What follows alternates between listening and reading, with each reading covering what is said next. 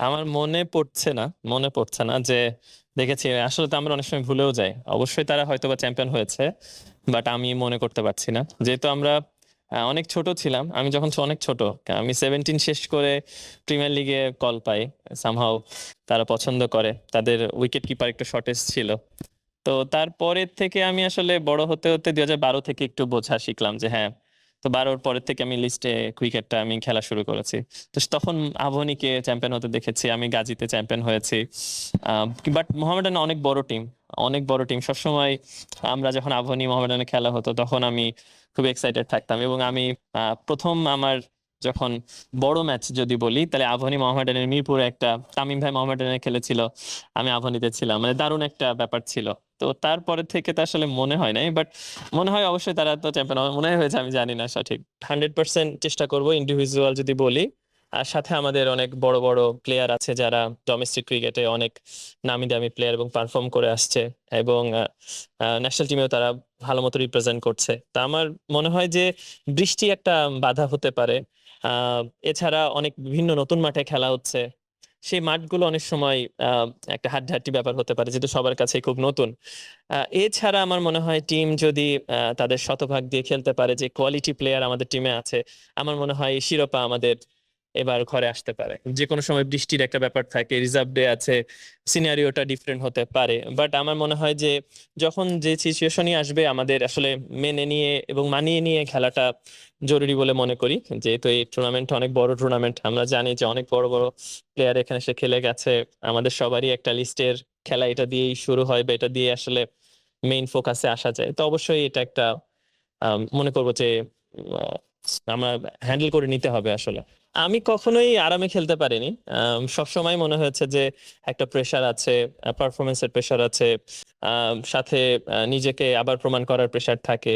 আবার ন্যাশনাল টিমের বাইরে আছি, ন্যাশনাল টিমে ঢোকার জন্য একটা প্রেশার থাকে। ক্যাম্পের বাদ থেকে বাদ পড়ছি, আবার ক্যাম্পে কাম ব্যাক করবো কিভাবে, এটার প্রেশার থাকে।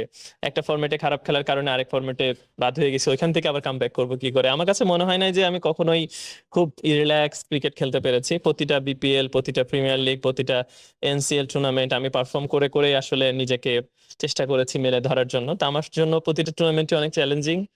প্রতিটা সিজনই আমার জন্য একটা চ্যালেঞ্জ থাকে। তো এবারও ব্যতিক্রম না, আমি চেষ্টা করবো চ্যালেঞ্জটা একসেপ্ট করার এবং ওই অনুযায়ী ক্রিকেট খেলা। আমি ন্যাশনাল টিমের আশা তো অবশ্যই করছি, অবশ্যই করি। আমি এই বছরটা শুধু আমাদের বিপিএলটা খেলতে পারিনি, এত বড় একটা আসর, এটা আফসোস আমার আছে এবং থাকবে সব সময়। এছাড়া প্রিমিয়ার লিগ সবসময় আলহামদুলিল্লাহ ভালো যাচ্ছে, আল্লাহর রহমত করছে, এবং আমি চেষ্টা করছি ভালো করার।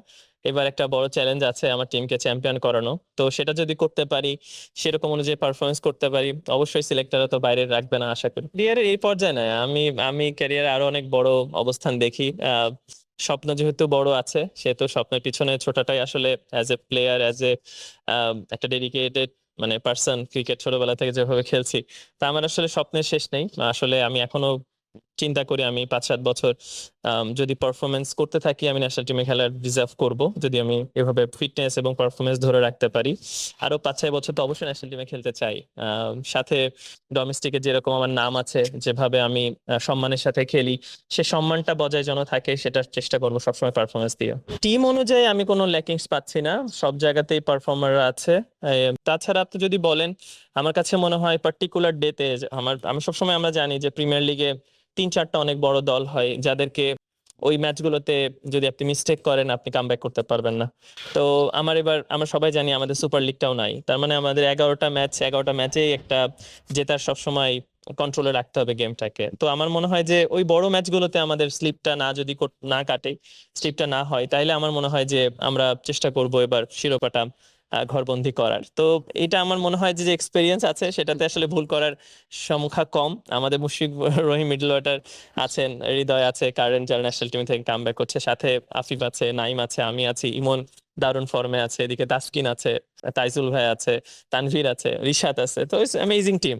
তো সেক্ষেত্রে আমার মনে হয় যে এটা একটা ব্র্যান্ড ক্রিয়েট হয়ে গেছে মোহামেডান। তো এই মোহামেডান এটা কন্টিনিউ করবে এবং আমরা আশা করি সবাই মিলে টিমটাকে জিতাতে পারবো। For more updates, subscribe to our YouTube channel and click on the bell icon. Follow us on Facebook and Instagram. Download T Sports app to enjoy exciting games and highlights. Visit tsports.com.